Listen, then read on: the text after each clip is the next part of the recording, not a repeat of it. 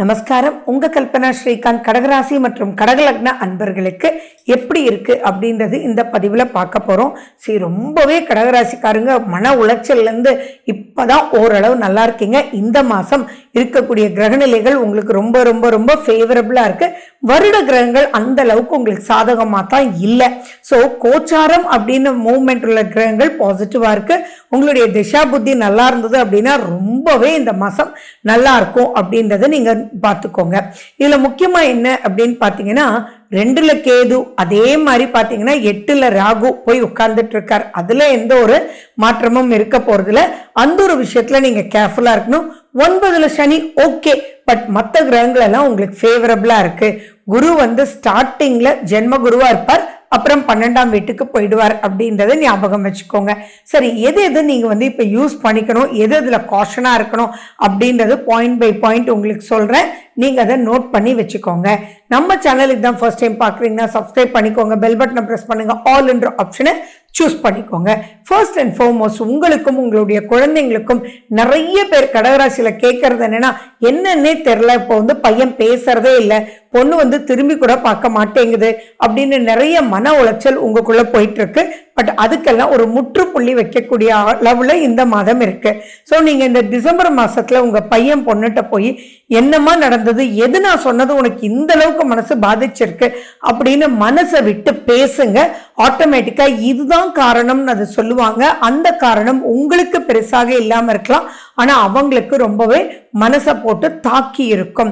So அதையும் நீங்க ஸ்மூத்தா சால்வ் பண்ணி தென் இனி உறவுக்குள்ள ஒரு நல்ல பந்தத்துக்குள்ள வரக்கூடிய வாய்ப்புகள் இருக்கு. நிறைய கடகராசி அன்பர்களுக்கு அவங்களுடைய லைஃப் பார்ட்னருக்கு ஆரோக்கிய கோளாறு, மனசு சரியில்லை, சைக்கலாஜிக்கலா அவங்க சரியில்லை அப்படின்றது ரெகுலரா நீங்க பார்த்துட்டே இருக்கீங்க. நிறைய பேர் அதுக்கு உண்டான கன்சல்டிங்கும் நீங்க வரீங்க. இப்போ அதுக்கெல்லாம் உண்டான மாற்று வழியான காலகட்டம் இது. அதாவது உங்களுடைய லைஃப் பார்ட்னருக்கு இப்போ ஆரோக்கியம் நல்லாவே முன்னேறி வந்துட்டு இருக்கோம். அவங்களே தனியா அவங்களுடைய வேலைகளை செய்யற அளவுக்கு இப்போ பாசிட்டிவான வகையில் இருக்கு. அதே மாதிரி உங்க மனைவி உங்ககிட்ட என்ன எதிர்பார்க்கிறாங்க அப்படின்றதும் புரியும். அது முக்கியமா பாத்தீங்கன்னா கடகராசி அப்படின்னாலே அன்புக்குரியவங்கன்றது நீங்க ரொம்ப நல்லா ஞாபகம் வச்சுக்கோங்க. உங்களை மாதிரி அன்பானவர், குடும்பத்தையே அரவணைச்சு அன்புன்றது அதனுடைய ஃபவுண்டேஷன் ரீசனா இருக்கும். அப்படிப்பட்ட உங்ககிட்ட உங்க மனைவி ஆர் கணவர், உங்களுடைய லைஃப் பார்ட்னர் இப்ப உங்க தோல்ல சாஞ்சிட்டு ஜஸ்ட் லைக் தட் ரிலாக்ஸ் பண்ணாலே ஆட்டோமேட்டிக்கா எல்லா விஷயத்தையும் நீங்க ஜெயிச்சிடலாம்.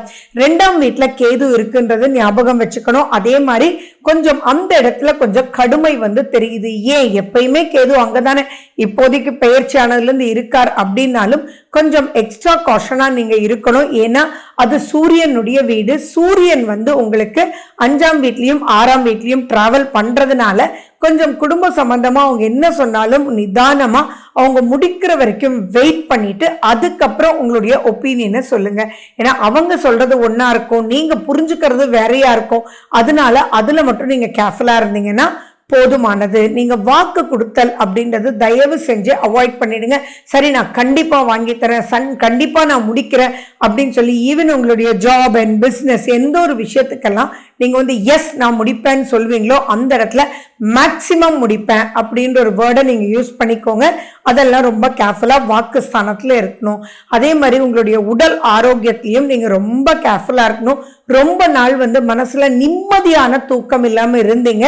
ஸோ இப்போ நல்ல நிம்மதியா நீங்க தூங்குங்க. கரெக்ட் டைமுக்கு போய் தூங்க போயிட்டு ஃபார் எக்ஸாம்பிள் ஏர்லியா நீங்க எழுந்திரிக்கணும். ரொம்ப லேட்டா தூங்கி அப்படின்றதெல்லாம் வேண்டாம். நைட் ஷிஃப்ட்ல இருக்கிறவங்க எல்லாம் கொஞ்சம் எச்சரிக்கையா இருங்க அப்படின்றது ரொம்ப கேர்ஃபுல்லா நான் உங்களை கேட்டுக்கிறேன்.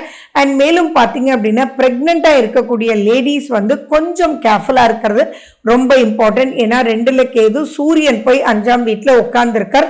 ஸோ நீங்க உங்களுக்கு உஷ்ணம் மாறதுக்கு ரொம்ப சான்சஸ் பாடியில இருக்கு. ஸோ நீங்க தொப்புள்ள நல்லெண்ணெய், விளக்கெண்ணெய், நெய் இந்த மாதிரிலாம் வைங்க. அதே மாதிரி சுடு தண்ணியில நெய் போட்டு குடிக்கிறது அப்படின்றது உங்களுக்கு ரொம்பவே ஒரு சூதிங்கா இருக்கும். சாப்பிடுற உணவுலையும் காஷனா இருந்து நல்ல ஹெல்த்தியான ஃபுட் நீங்க சாப்பிடணுன்றது ரொம்ப ரொம்ப இந்த மாசம் முக்கியம்ன்றதும் புரிஞ்சுக்கோங்க. நான் சனியினுடைய வக்ர நிவர்த்தி பலன்கள் உங்களுக்கு கொடுத்திருக்கேன். அதே மாதிரி குரு அதிசாரமும் கொடுத்திருக்கேன். அது ரெண்டும் மறுபடியும் பாருங்க. ஒவ்வொரு மாசமும் நான் அதை லிங்க் பண்ணி சொல்லிட்டு இருக்கும்போது அதையும் நீங்க பாத்தீங்க அப்படின்னா முக்கியமா சனியினுடைய வக்ர நிவர்த்தி பலன் நீங்க பார்க்கும்போது ஆட்டோமேட்டிக்கா நீங்கள் வந்து ஈஸியாக அதை மூவ் பண்ணி எடுத்துகிட்டு போகிறதுக்கு ஒரு அருமையான டூலாக இருக்கும். அண்ட் மேலும் பார்த்தீங்கன்னா ராகு வந்து உங்களுக்கு 8ஆம் வீட்டில் போய் உட்கார்ந்துட்டு இருக்கார். பட் குரு வந்து இப்போ மிதுனத்துக்கு போனதுக்கு அப்புறம் அந்த அளவுக்கு பயம் பாதிப்புகள் ராகுனால கிடையாது. அதனால ரொம்ப பெருசா பயப்பட வேண்டிய அவசியங்கள் இல்லை. ஜீரண சக்தியில ரொம்ப கேர்ஃபுல்லா இருக்கணும். அதே மாதிரி யாரை நம்புறதும் அப்படின்றதும் வேண்டாம். ஏன் நீங்க உங்களை நம்புறது அப்படின்றதே வேண்டாம். ஃபார் எக்ஸாம்பிள் ஒரு சிஸ்டம்ல ஒரு ஒர்க் முடிச்சுட்டு நீங்க வந்து உங்களுடைய ஹையர் அஃபிஷியலுக்கோ அல்லது டீம் மெம்பர்ஸ்க்கோ நீங்க வந்து அதை ஃபார்வர்ட் பண்றீங்க அல்லது மெயில் அனுப்புறீங்க அப்படின்னு சொல்லும்போது ஒரு தடவைக்கு 2 தடவை விழிப்புணையா அலர்ட்டா நீங்க வந்து அது கரெக்டானவங்களுக்கு தான் அனுப்புறோமா அப்படின்றத பார்த்துட்டு அதுக்கப்புறம் ப்ரொசீட் பண்ணுங்க. அசால்ட் அப்படின்றது தயவு செஞ்சு வேண்டாம்.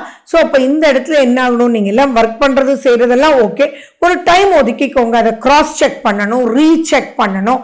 அப்படின்றத செக் பண்ணிட்டு அதுக்கப்புறம் நீங்க வந்து அவங்களுக்கு அனுப்பி விட்டுடுங்க. இதை நீங்க பண்ணல அப்படின்னா தேவையில்லாத பிரச்சனைக்குள்ள மாற்றதுக்கு உண்டான வாய்ப்புகள் இருக்கு. சரி, திருமணம் அப்படின்னு வரும்போது அதெல்லாம் நல்லா இருக்கு. ஏன்னா 7ஆம் வீடு அப்படின்றது சுத்தமான ஒரு நிலையில் இருக்கு. அண்ட் மேலும் பார்த்தீங்க அப்படின்னா நீங்க திருமண பந்தத்துக்குள்ள போகும்போது நிறைய விஷயங்கள் இப்போ பாசிட்டிவா இருக்கும். ஸோ நீங்க அனலைஸ் பண்ணி தென் ப்ரொசீட் பண்ணுங்க.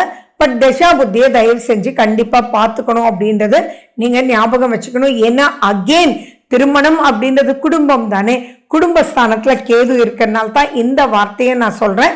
ஸோ நீங்க வந்து நல்லா அனலைஸ் பண்ணிட்டு அவங்களோட நல்லா பேசிட்டு அவங்களுக்கு உண்மையான விருப்பம் இருக்கா அப்படின்றதெல்லாம் தெரிஞ்சுட்டு அதுக்கப்புறம் நீங்க ப்ரொசீட் பண்ணணும்.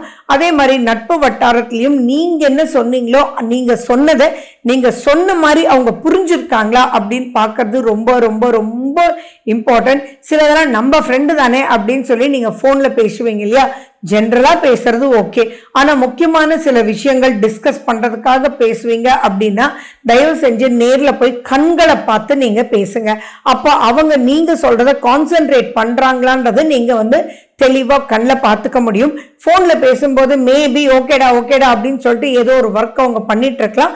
அப்ப டோட்டலி நீங்க நினைக்கிறது ஒன்றும் அவங்க நினைக்கிறது ஒன்றும் வேற மாதிரி ஆயிடும். அதே மாதிரி நீங்க ஏதாவது பார்ட்னர்ஷிப்ல இருக்கீங்க, அப்ரூவல் எல்லாம் ஏதாவது வாங்கணும், உங்களுடைய இன்வெஸ்டர்ஸோட பேசணும் அப்படின்னா தயவு செஞ்சு நீங்க எல்லாமே ஆன் டு ஆன் நீங்க பேசுற மாதிரி அது நீங்க ஆன்லைன்ல கூட பேசுங்க. பட் வந்து டைரக்டா பேசுங்க. கம்யூனிகேஷன்றது போன்லயோ டெக்ஸ்ட்லயோ இப்ப அனுப்பிச்சிங்க அப்படின்னா நீங்க நினைக்கிறது ஒன்னா இருக்கும், அவங்க புரிஞ்சுக்கிறது வேறையா இருக்கணும். ஈவன் நீங்க கம்யூனிகேஷன் வாய்ஸ் மெசேஜ் பண்ணா கூட உங்களுடைய ஸ்லாங்க அவங்க வேற மாதிரி புரிஞ்சுக்கலாம். ஸோ இந்த மாதிரி தான் நீங்க வந்து சிக்கிறதுக்கு வாய்ப்பு இருக்கிறதுனால டைரக்டா எதுவுமே பண்ணுங்க. அப்ப எந்த வித ப்ராப்ளமே இல்லை. கேஸ்ட்ரைட்டிஸ் வர்றதுக்கு உண்டான வாய்ப்புகள் இருக்கு. 2ஆம் வீட்டுல கேது இருக்கிறதுனால கண்கள் சம்பந்தமா பிரச்சனைகள் வர்றதுக்கு வாய்ப்பு இருக்கு. ஸோ நீங்க நல்லா தூங்கணும். அதே மாதிரி கண்ணு ப்ராப்ளம் இருக்கிறவங்க ஜாஸ்தி எதுவுமே ஆயிடாம பார்த்துக்கோங்க. ஐ ப்ரெஷர் யாருக்கெல்லாம் இருக்கோ இப்ப ரொம்ப ரொம்ப ரொம்ப ரொம்ப கேர்ஃபுல்லா இருக்கணும். அதே மாதிரி கண்ணாடி ஏதாவது மாத்தணும் செய்யணும்ன்றதா அதெல்லாம் மாத்திக்கிறது ரொம்ப ரொம்ப சிறப்பு. மேலும் பாத்தீங்க அப்படின்னா சந்திரன் நீங்க அப்ப உங்களுடைய ராசிநாதன் சந்திரனா இருக்கிறதுனால திருப்பதி அப்படின்னாலே சந்திரனுடைய ஸ்தலம். சோ திருப்பதி சம்பந்தமா என்னென்ன ஸ்லோகங்கள் உங்களுக்கு தெரியுமோ அதெல்லாம் சொல்லலாம், கேட்கலாம். விஷ்ணு சஹஸ்ரநாமம் நீங்க வந்து கேட்கலாம், சொல்லலாம். லட்சுமி நரசிம்மனுடைய கோயில் உங்களுக்கு மிக சிறந்த ஒரு பலனை கொடுக்கும். So wish you good luck. வாழ்க வளமுடன். நன்றி, வணக்கம்.